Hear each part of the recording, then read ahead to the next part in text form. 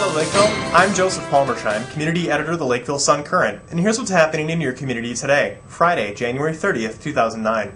In today's broadcast, we'll take a look at what's happening in Lakeville this weekend, give you an idea what to expect from Mother Nature, and I'll be able to indulge my inner Andy Rooney by bringing you my column of the week.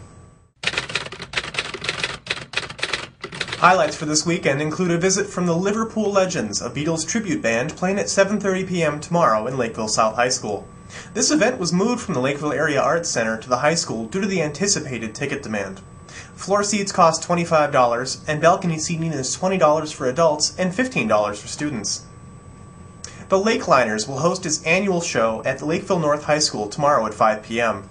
This show is free to anyone and will include the varsity and junior varsity Lakeliners, the Starliners, a boy-girl dance, and performances from local dance studios.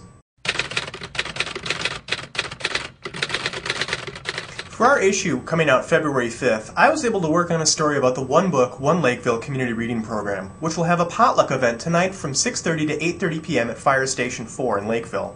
The fire station is near the intersection of Dodd Boulevard and 185th Street. In this week's column, I asked the question, has the book seen better days? The humble book has had a pretty good run.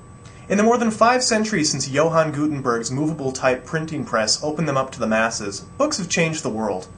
No longer was information locked away for the chosen few, and no longer were books made by hand and prohibitively expensive. Like I said, the book has had a pretty good run.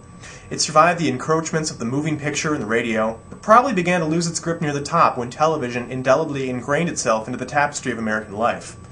Now it seems that the internet has sounded the death knell for the printed page as we know it.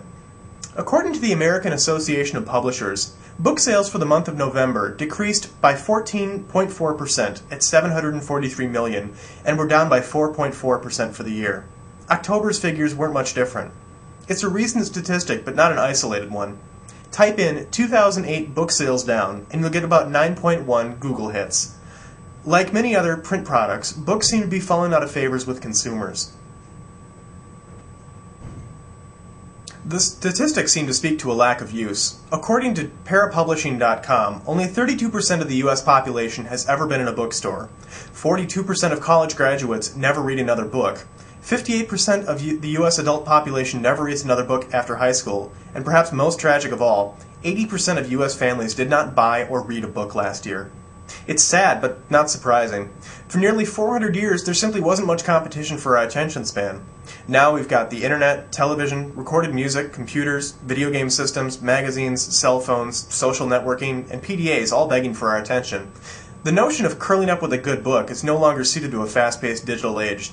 To update this metaphor, we'd probably need to change it to curl up with a good book while checking your email and sending out a Twitter message about curling up with a good book.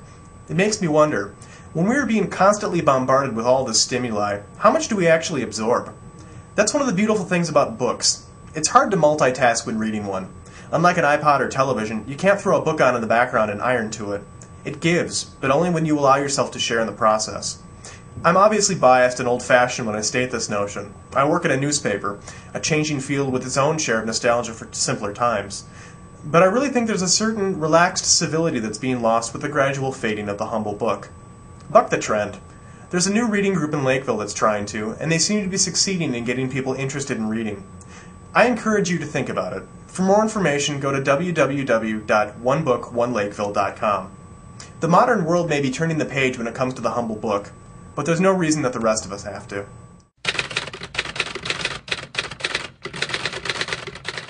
Your Weather Underground forecast for today calls for partly cloudy skies with highs between 15 and 20 degrees.